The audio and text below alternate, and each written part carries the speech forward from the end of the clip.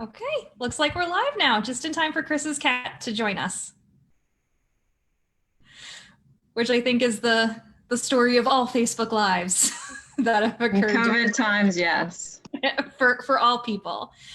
Well, I'm so glad to be with the three of you today, and for all of those that are out there in the audience. Yet again, I think Brady finds itself having to respond to current events quite suddenly, as I think sort of the landscape of the US continues to change, and as we get closer and closer to the election and we keep seeing more and more things, I think that will dramatically impact how Americans interact with democracy and interact with gun violence continue to happen. So for all of you out there, I just want to introduce our panelists really quickly. I think I'll just start and go around and counterclockwise. So to my side here, we have the wonderful Annalise Dickman. Annalise is a public policy professional of over 25 years. She focuses on local government issues important to neighborhoods and families. She's been with Brady for a while, which is wonderful. I love being able to work with her. I get to work with her quite a bit. She came after the Sandy Hook massacre. She left her position as the director of the Midwest's oldest think tank to dedicate her skills to to reforming gun policy. And I think really fantastically, she has been working since 2018 for Brady as a program manager for combating crime guns in Milwaukee. So she is our Milwaukee and Wisconsin expert here today. Oh, and I was going to make a lame joke about cheese, but I decided that would be unkind. Then we have Kelly Sampson. Kelly, in addition to her fantastic role as co-host on Brady's podcast, Red, Blue, and Brady, she's also senior counsel and director of racial justice at Brady. I think by now we should all know about how fantastic she is. She's been present on a bunch of these lives and all across our podcast. And then, of course, our Madam President, Ms. Chris Brown, who is, obviously, in addition to being president of Brady, I think has been a lifelong activist in policy law and, really working with grassroots people to end gun violence. And then once that's done, I think take over the world. I don't know, Chris, what your life plan is after this.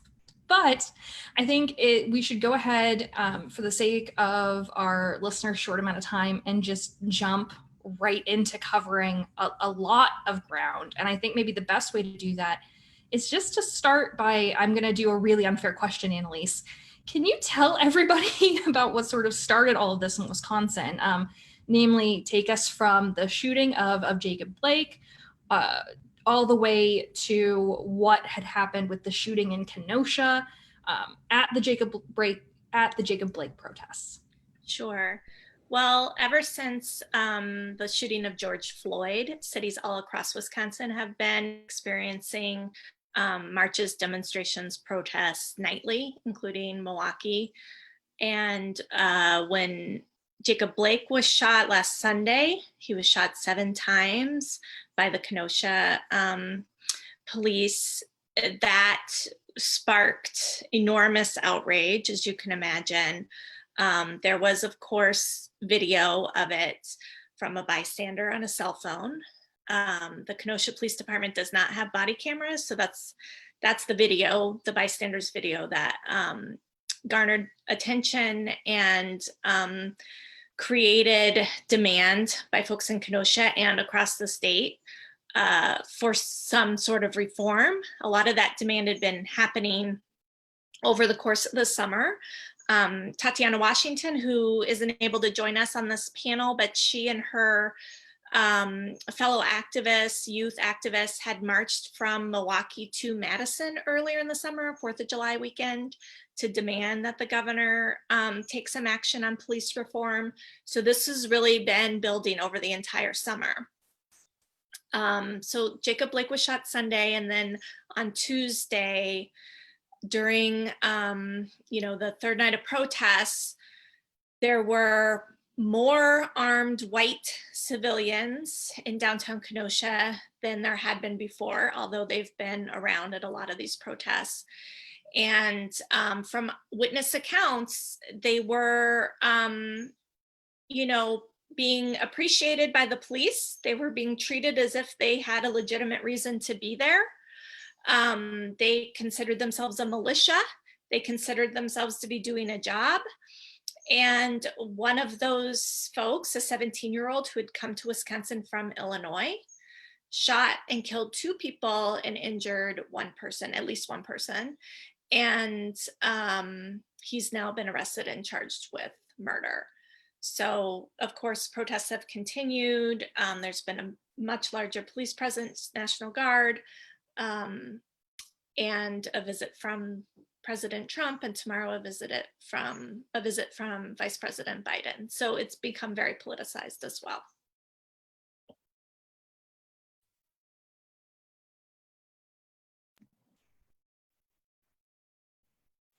Sorry, brief connectivity problem. Again, welcome to 2020 as a whole.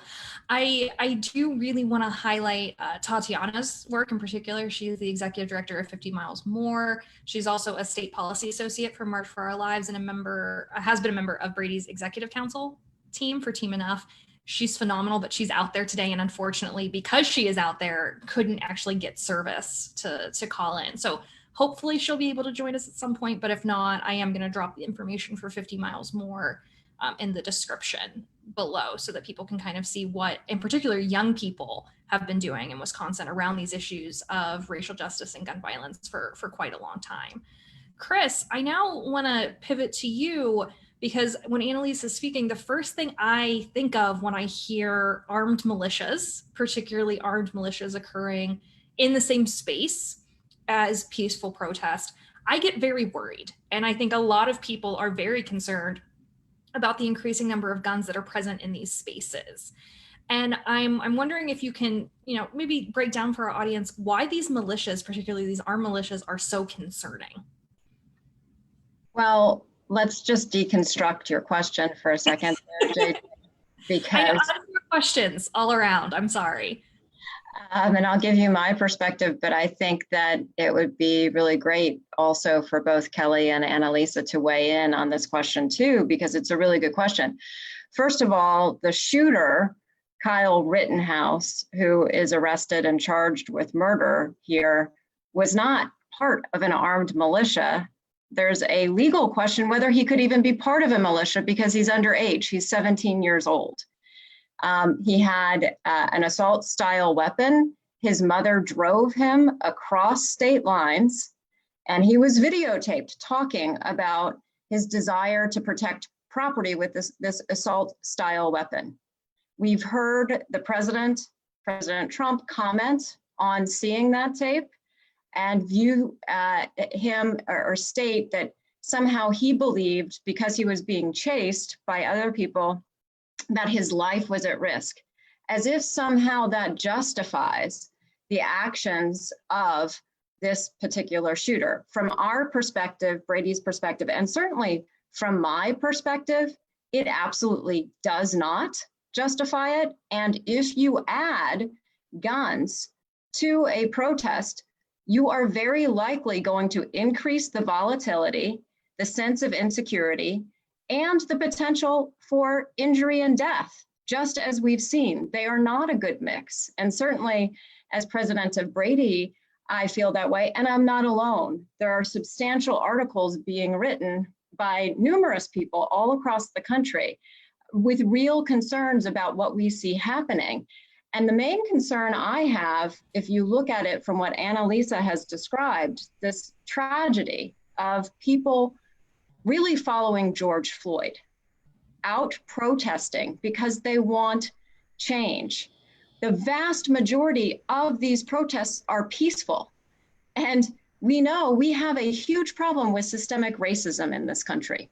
There's a reason why people are taking their time to go march and band together to seek that change. I, as an American, value that right. I value that right. That's people being able to voice their concerns and demand change. That's their First Amendment rights. It's also their right to assembly. And I don't believe, and I think most other Americans believe, that people's rights to bring guns to threaten others trump those constitutional rights. But that's what's at stake right now. That's really what's at stake. And if you listen to the rhetoric of President Trump and what he's saying about that shooter, and you hear what Joe Biden said two days ago, which is saying all forms of violence are not good. We need to come together peacefully. I agree, we have a huge divide here and a choice to make in this election about our most basic rights, the right to free speech and the right to assembly and the right to move forward with a more peaceful, fair, and just world. And that does not include armed individuals or armed, quote unquote, self-styled militias to stop those rights from being exercised. Well, and I'm going to take then a page out of Chris's book and actually turn that over to you, Annalisa and Kelly, and see if there's anything in particular that you wanted to add onto that. I mean, I think you articulated it beautifully, Chris. That's, for me, protesting, I feel like is as American as like quote unquote apple pie, like not to be cliche, but essentially we're a country founded on protest and reinvention. And so it does concern me to see people at protests being worried and concerned for their safety.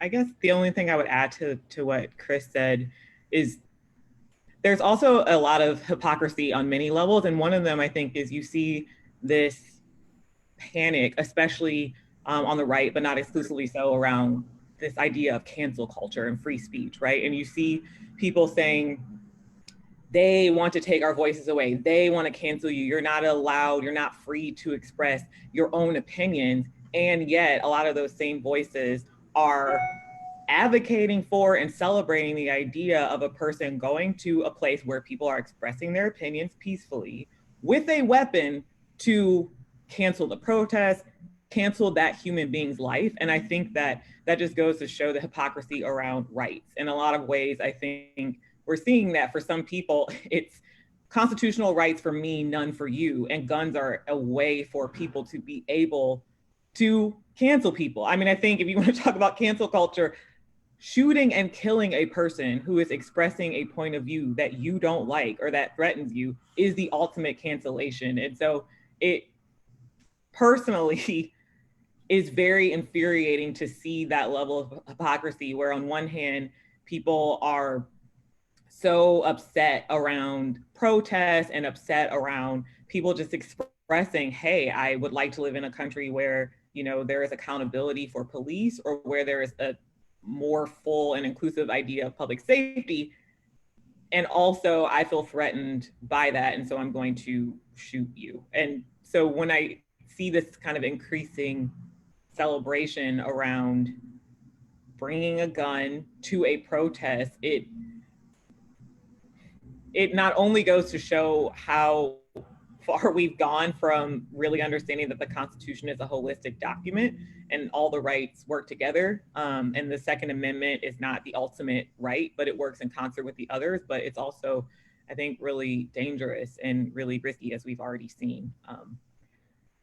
So I really am, hoping that a lot of the work that we're doing and that other organizations will do really bring some sanity to this whole conversation.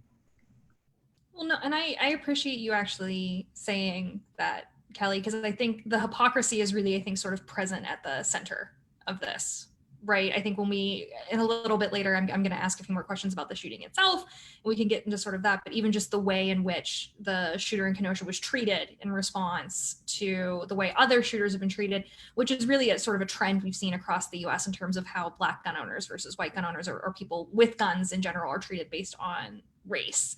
And so I think that's something too that we have to unpack quite a bit. Not something I think we can unpack in less than an hour in a Facebook Live, unfortunately, but something that Brady's been trying to highlight and work on, and that we need a conversation that needs to keep having. To that note, I think, Annalise, I really want to talk to you about some of the people who've been pushing this rhetoric. So in particular, I want to dive a little bit deeper into the shooting itself. What actually are the gun laws in Wisconsin? What laws were broken? What the shooter's defense team is arguing, which I find very disturbing, and I think our listeners will too, and how this all actually comes back to a long history of the NRA and the gun lobby's intense involvement in Wisconsin laws. Right.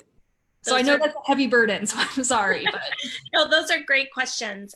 The Wisconsin has very permissible gun laws. That's by design. The gun lobby has been very active in Wisconsin. We do have a gun culture. We have a lot of hunters, but these laws are not designed to support that sort of sportsman culture. These laws are designed to allow permissive gun carrying everywhere in public. And so we allow open carry in Wisconsin. You don't see it terribly often, but you do see it, especially at things like protests, marches, demonstrations. People show up armed in order to intimidate. And, you know, unfortunately, that in and of itself is not breaking any gun laws. But the shooter in this case was only 17. And under Wisconsin law, you cannot lawfully possess a long gun like he had when you're 17. Under federal law, you cannot lawfully possess a handgun when you're that young. So he had no lawful possession of that gun at the time he was shooting.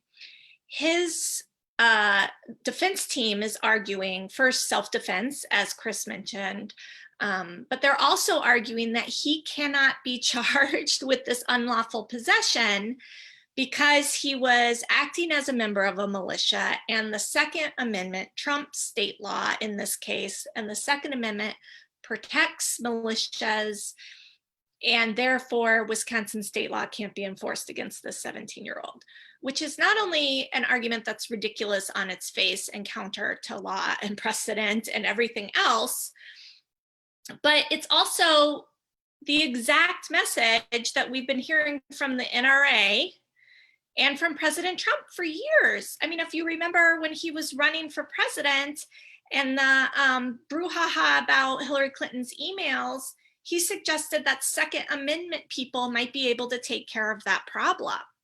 So they've been talking about arming folks to go out and take the law into their own hands. And I think that's what we saw with this 17-year-old. He, in the videos where he's being interviewed before the shooting, he's talking about he's doing a job and he's there to protect property and protect people. And that's not the job of private citizens. That wasn't his property. There's no indication he was asked to be there by anyone to do that. So this rhetoric is really directly linked back to the NRA and to President Trump. I think what Annalisa is saying is just so important, and I want to pause on what she's really outlining here, because it's something that I find deeply disturbing, that I think most Americans would find equally disturbing if we thought about it much. And some has been written here, but at the end of the day, and Kelly touched on this too, we're talking about human life, right? And when you see the stories written up on this in far too many publications, there's somehow a false equivalency made about the sanctity of property versus human life. And what Annalisa is pointing out is really critically important. He wasn't asked to be there. None of the property owners whose property was, quote unquote, at risk asked him to be there. And I'm sure if you asked any of them, they would say, it is not worth a human life to protect my property from some largely false threat. I don't think anyone here today would say there is any equivalency. And that, to me, is a deeply disturbing undercurrent behind what President Trump and many of the people he's trying to gin up are really saying, which is human life is expendable. And as Kelly said, the ultimate in cancel culture is a belief that your life can be canceled because you care so much about ending systemic racism that you go out and protest. And then somehow that means that your life can just be canceled. And there's something deeply, deeply fundamentally un-American at root behind all of this that we should all be disturbed by. Well, and I know that Annalisa, when we were talking earlier, one of the things that I found so compelling and so frightening was that the argument that is being used by his defense team ostensibly is essentially the same one that had been used previously in a court case by the KKK. Right. Yes. Which is the fact that there's this very clear and overt link to white supremacy present, but also that, that this argument isn't new, but that it is being repackaged is Right. very concerning to me. And I'm wondering if you could explain that to our listeners a little bit more. Yeah, it's the exact same argument that the KKK made in the 80s when they were arming their own private militia to intimidate a group of people. And when those folks being intimidated, it happened to be Vietnamese Fishermen's Association, brought a lawsuit saying, you have to stop. You are acting as if you're some sort of state militia when you're not, and you don't have the same ability to behave as a state-sanctioned militia. And the KKK argued that, no, we're covered by the Second Amendment. And the court, of course, struck that down. That's not what the Second Amendment says. It doesn't allow any group to form their own private militia and have all the authority of the state.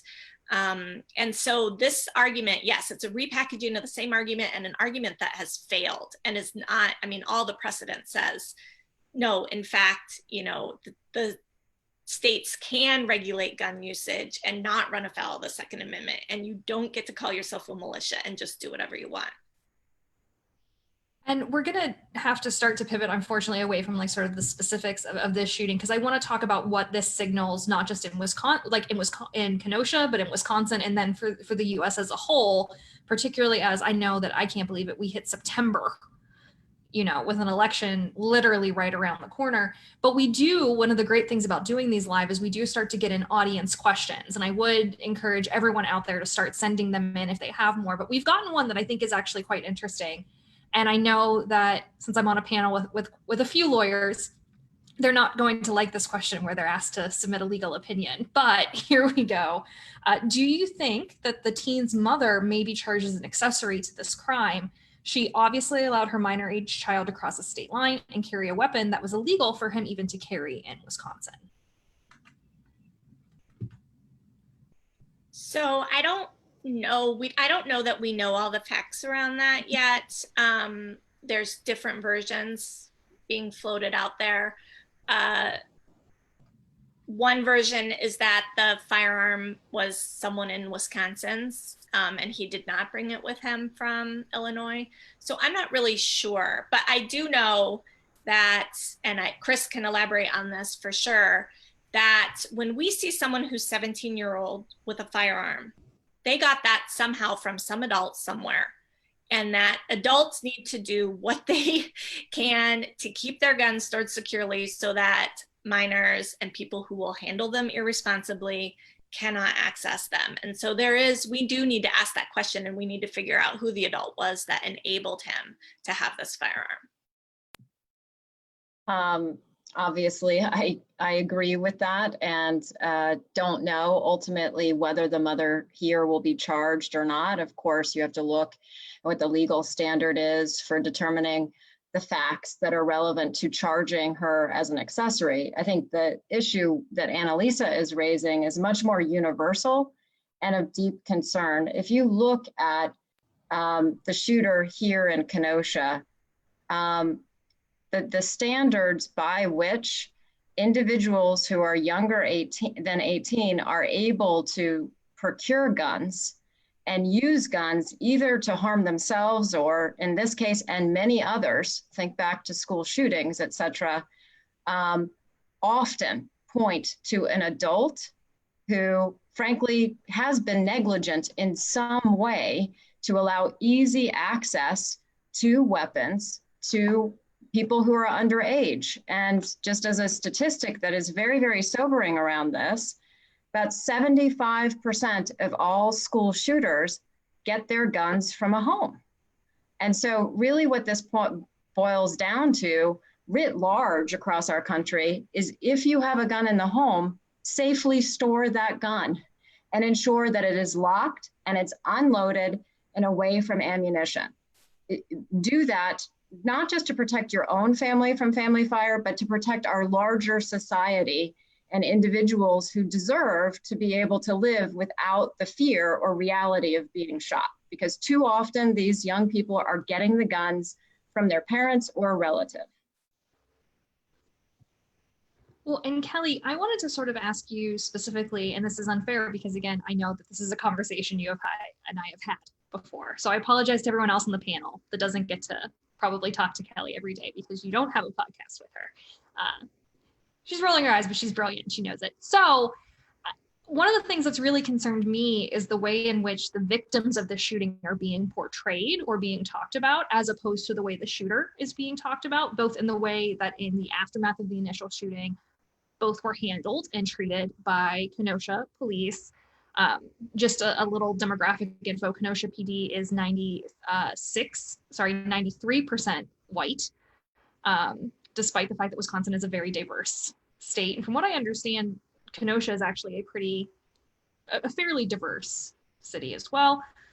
So I'm wondering if we can talk about sort of just representation and why it matters so much. And then sort of to expand this, the fear that I have with, are we going to start to see victims of shootings portrayed as if somehow it is their fault, if there is this, I was just defending myself defense? Because I know that for millions of school children who have unfortunately had to go through shooting drills and whatnot in their schools, they're told if they see someone with a gun, someone who's shooting, to rush the shooter, that is something that they should do. And I don't like the idea of then those children being portrayed as somehow that it's their fault for rushing a shooter. So a lot to unpack there, but Kelly, I know you can handle it. So. I mean, to your point about the victims being portrayed as if it were their fault, unfortunately, that's not new. That's something that we have seen for decades, if not centuries.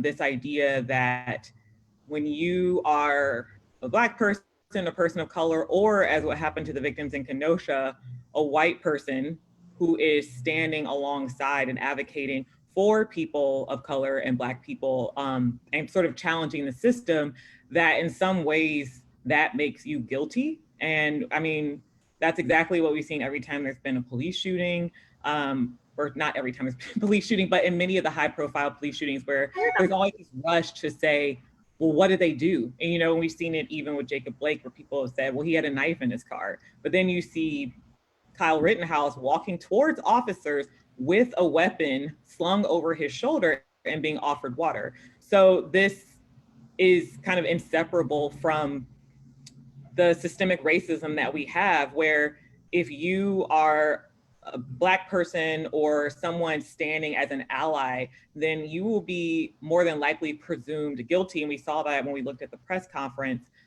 with the various officials in Kenosha afterwards, where I think we were counting the minutes before they would actually acknowledge that 2 people had been killed and 1 person had been injured the night before. And instead, they focused so fully on this idea of curfew and being out after curfew, and basically indicating that because they broke curfew, well, maybe you'll get shot by a civilian. I don't know. It's your fault. And so I think this all is sort of part and parcel with, as we've all said, systemic racism, where in a lot of ways we live in a country where your innocence or your culpability can be associated with your skin color. And that's exactly what people are protesting about, which is the irony. This idea that, you should be able to be seen as a human being and not a threat simply because of the skin that you're in. And then, like you said, on the flip side, with Kyle Rittenhouse, it's disgusting the way that people are lauding him. And obviously, as an attorney, I know that in America, you have the presumption of innocence. However, we've seen people go as far as to say, I want him as my president. He's a hero. He's a patriot. We need more people like him. And I just saw a video this morning where his attorney had called him from the county jail and asked him to speak to the fans. And then he, thanked the people for the letters and the encouragement that he had been getting. And so we've gotten so far now where I know all summer you've heard people say, are we now just dealing with a death cult in America, between sort of the lack of care around COVID and the lack of care around violence? And I kind of go back in my mind to when Trump was running for president and he said, you know, I could shoot someone, I think in the middle of Fifth Avenue or something, and no one would care. And it's sounded absurd at the time. But now looking at the way that people have rallied around Kyle Rittenhouse, it's coming to life. And that is very scary and very disturbing. And I think goes to why we have got to not only get a new administration, but also really uproot this culture that doesn't see, to Chris's point earlier, human beings as valuable and priceless, where it's sort of like, okay, 2 people died, but you know, we don't even really talk about that. You know, we really are focusing so much on why they were there or what was the curfew. And so I realized there were a lot of strands I went down there, but to kind of sum it all up and answer your question, the difference that we're seeing in the way that we are talking about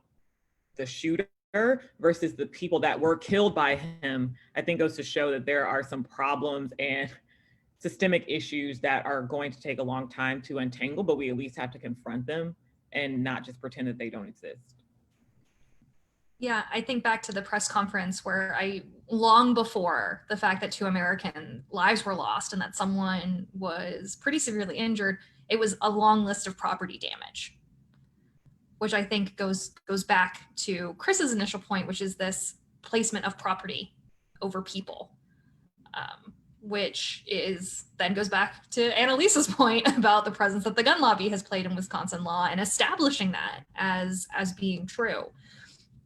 I'd like to open it up to all of you to sort of talk about, to go back to things that President Trump has said, which is him now being on record via tweets and whatnot, calling the issue itself anti-police domestic terrorism, which I think really does demonstrate what Kelly, you were just talking about, which is that there's almost 2 Americas present in the US. Not just when it comes to race, although obviously I think that's very apparent, but also when it comes to gun violence. And I'm wondering if we can sort of tease out for our listeners a little bit about, you know, what those 2 Americas are, and ideally, you know, how we begin to fix that separation. Again, so many easy questions today for all of you. Well, sitting here in Wisconsin, I think it's become so clear that we can all watch the same video and come away with 2 completely different worldviews about what just happened. So, you know, I watch a video of a 17-year-old and you can hear, you know, it sounds like dozens of shots that he's firing on a street with lots of people around. And then he walks up to a police car with his hands up and then just walks away and ends up going back home and sleeping in his own bed that night. I watched that video 2 days after I watched a video of a man walking to his car where his 3 children are, and a police officer who has him within arm's reach still feels the need to shoot him 7 times in the back. And reconciling those 2 things in your head and that those both could happen in the same city is impossible. It really shows the divide. And I think, unfortunately, that divide is being exacerbated on purpose by politicians. I didn't mention before, it hasn't been brought up in this conversation, but the governor called for a special session on Monday for the legislature to take up bills on police reform. These are bills everyone should agree on that would prohibit certain actions that the police have been taking that have resulted in the loss of life, like chokeholds and things like that. These shouldn't be political, these bills, and yet the legislature just gavelled in and immediately recessed. They're not going to take it up. They don't feel any sense of urgency to address this. People are literally marching in the streets every single night, and yet they don't feel any sense of urgency to address this. And it's shocking in a lot of ways, but also, unfortunately, not surprising. Yeah, I think that there's really reviling of facts that we have endured for nearly 4 years now under President Trump, right? And it starts like any kind of other approach to erosion of our democracy with basic facts like how many people are at his inauguration, right? And these things that are provable with evidence that contradict what he's saying. And by now we have more than 20,000 or more such examples. This is an obvious one, right? When he's saying that it's peaceful protesters that are putting anyone at risk, that is just simply a lie. And we have to call it a lie. It's an absolute lie. The biggest threat to American safety, and there are many reports on this, are domestic terrorists. And those are homegrown, and most of them get guns far too easily. And that's why we live in an America where many people don't feel safe going to school or going to church or going to the movies or walking down the street in far too many communities across this country. And so ultimately, if you're a president who is presiding over now more than 100,000 deaths because of COVID, one of the worst economic downturns in history, with failed policy after failed policy, your last refuge, your only refuge, is to attempt to sow further discord and galvanize your base. And that's what he's trying to do with this. And we need to make sure that doesn't happen. Far too much is at stake here. And while I am, like Kelly, very concerned about how the shooter is written up versus the two victims and a third who's struggling, very little is said about that. What is heartening is that all across the country, Americans have come together and they are demanding change. We want this change. And I think we have 65 or something days left before this election. And we all have to stay motivated and focused and positive on the opportunity to make change, which is to vote. And so I'm just going to give a shameless plug here for the Voting Access Saves Lives campaign. That's why we put it together. That's why we're working so closely with Team Enough, our incredible youth-led program at Brady, and March for Our Lives, to make sure that voting is as open as possible, to make sure that folks get their ballots, that we can use the mail system and in-person early voting and everything at our disposal to make this election a mandate for our future. And to be sure, gun violence across all of these tickets is on the ballot. So we all need to vote. Well, I think one of the things that a lot of people have turned to, and I think, Annalisa, you've even mentioned this, is, that when the gun lobby or when the NRA or when different political actors who seem to favor those positions have stepped in and really harmed the American people because of their position on gun laws, other groups have had to step in and try and triage a little bit. And I think that this is a great opportunity for us to sort of talk about how attorney generals are increasingly being present in this space, and then other sort of political actors are being present to try and fight for gun violence prevention where they can within the sphere of influence that they can. And so I'm wondering, maybe Annalisa or Kelly, would you feel comfortable sort of just commenting on that a little bit?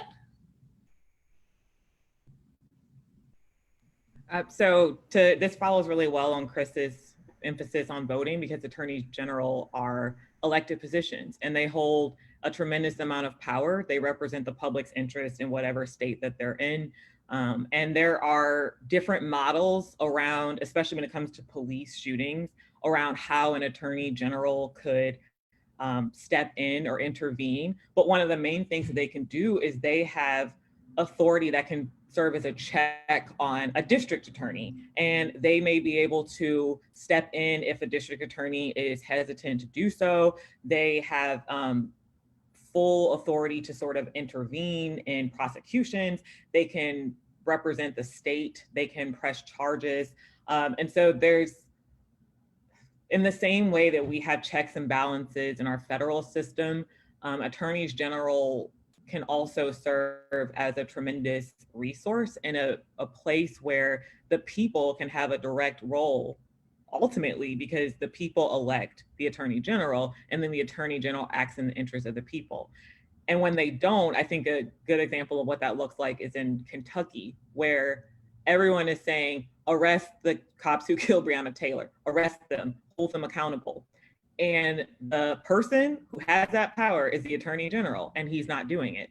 Versus you have, you know, in Minnesota, you have Keith Ellison, and you have, I think in New York, we have Tish James. So there are examples of where an attorney general actually listens to the people and is responsive to them. And then there are examples where they don't. So I think this is just another place where voting, when you're voting, you may not think of the attorney general as a gun violence issue, but really pay attention to who that person is if there is a race in your jurisdiction, because they have a lot of power to be able to not only intervene in police violence, but also to take action around gun violence in general. They have the ability to bring lawsuits. They have the ability to hold companies accountable, gun companies accountable, I should say. So that's just another endorsement for the Voting Access Saves Lives campaign, to also be thinking about attorney general races, if there is one in your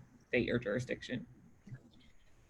JJ, I think what Kelly said is so important. I'll just add one thing that I feel is a bit underreported, but really important too, which is activities that in courts across the country where attorneys general being led by Josh Shapiro out of Pennsylvania, and the attorney general, I believe, in Washington state, and joined by many states, which is to bring a case against Louis DeJoy, Donald Trump, and the USPS, because it needs to be a defendant in order for any remedy to actually be felt. And what they're doing there is seeking changes that would basically enforce what Congress is trying to ensure happens with this additional funding back to the USPS. But we know those bills are stalled with Mitch McConnell, like many other changes. And so the attorney generals really are, in a sense, stepping into a bit of the void of what's happening in the balance of power, and saying, look, the US Postal Service is required to deliver mail to my state. And there are activities being undertaken now which systemically preclude that from happening efficiently. Court, what I want you to do is appoint a monitor to ensure that mail is delivered efficiently and effectively. So I'm very excited also at the leadership being demonstrated by the attorneys general, really to move forward on a case where there's clear legal authority behind them, and democracy is literally at stake as well. So I'm excited to see how those cases get resolved. Well, and as our time starts to draw to a close, I do want to highlight one more time for everyone out there that if you have a question, please comment it below so that I can make sure our wonderful panelists actually have a chance to answer it for you. But one of the really great ones we've gotten in, which is, you know, just a direct, I mean, I think we've touched on it sort of with Bassel in particular, the Voting Access Saves Lives campaign, but, and as Kelly points out, you know, just sort of paying attention to what's happening at your local level, not just at your national level. But if people are listening to this and they're terrified, or if they're listening to this and this has gotten them fired up and they want to get engaged, what's something that they can do right now? Well, they can certainly go to our website, gradyunited.org, and check out our Voting Access Saves Lives section. We've done a lot of work to make sure whether you have 2 minutes, 2 hours, or 2 days, there are things that you can do to stay active and motivated. And that will help ensure that people in your state, in your area, have the best access possible to voting, that the workers at the polls, and I don't know if everyone saw something that's in the category of great news, something like 200,000 additional poll workers were signed up yesterday. through a campaign that has been in effect for a while. But I think people across America are seeing this opportunity to actually participate in democracy and make a difference. And if you are one of those, we can give you the kind of information and connect you with others so that you can make that difference. And I'll just add, if you're here in Wisconsin, if you're watching this from Wisconsin, obviously vote, volunteer to be a poll worker, everything Chris just mentioned, go to our website. And please call or email your state elected officials and let them know that you expect them to take this issue up sooner rather than later. It's unacceptable that they're not planning on doing anything about this. So they need to hear from their constituents. Yeah, I would say that Virginia voters responded beautifully after, the Virginia legislator gavelled in and out following the shooting in Virginia Beach. Like, we actually saw that sort of groundswell that led to, and I know Chris is a Virginian, you're very proud of this, and I am now a new Virginian, having just moved here in the last year. But, that voters really responded with voting in a gun violence prevention majority and saying, no, we won't stand for our elected officials saying, no, we're not going to comment on this or deal with this. Yeah, it was really exciting to be in a state that has suffered, like so many states across the country, with horrific losses just before an election, including Virginia Beach, where voters really pushed for the General Assembly to meet and tackle bills that had been introduced year over year, year after year, without any advancement. And what the General Assembly did before the election was gavel in. I think they were in for less than an hour. They gavelled out and they referred all of the bills to a quote unquote crime commission, which did not recommend advancing any of the bills. And then November came, and as Sarah Brady says, if you can't change the laws, change the lawmakers. So Virginians changed the lawmakers, and now we have 7 bills signed into law that are already actively saving lives. And Annalisa is much closer to this in the state of Wisconsin than I am. But I would just say, even if change does not happen in this cycle, if Virginia is the right kind of exemplar to other states, and I believe it is, we fought for this a long time, and each successive year built the opportunity to make that decisive change. And I hope those in Wisconsin, Annalisa and others, feel inspired by that. I know that change does not often happen as quickly as we want, but I think that we will be moving in the right direction. And there are many more candidates out there today than were out there a few years ago who are gun violence prevention champions. So this issue really is at stake in many of the races that will be decided this November all across the country. And the key thing I would ask listeners and viewers to do is educate yourself and make sure that, the issue of gun violence is always an issue in these races and candidates you're choosing. As Kelly said, regardless of the role, the issue can be pivotal and critically important. Well, and I think on that note of education, I will highly encourage everybody, as various people on this panel have said, go to bradyunited.org. Follow us on social at Brady Buzz, where we'll have links to all the different ways you can get involved. And if you want to hear more from me and Kelly, Kelly especially, not so much me, follow our podcast, Red, Blue, and Brady, available where all podcasts can be found out on the internet, where we're talking extensively now about gun violence being an issue of democracy as well. So I want to thank all 3 of you for coming and for being present. As always, I'm really excited to talk to all of you, but I'm really sad, unfortunately, that we keep having things that we have to discuss. So let's hope that we can all come together and help sort of start to fix a lot of these long systemic problems. And thanks, listeners, all of you, for being here. We appreciate it. And on that note, we bid you all goodbye. Nice little Brady goodbye. Thank you.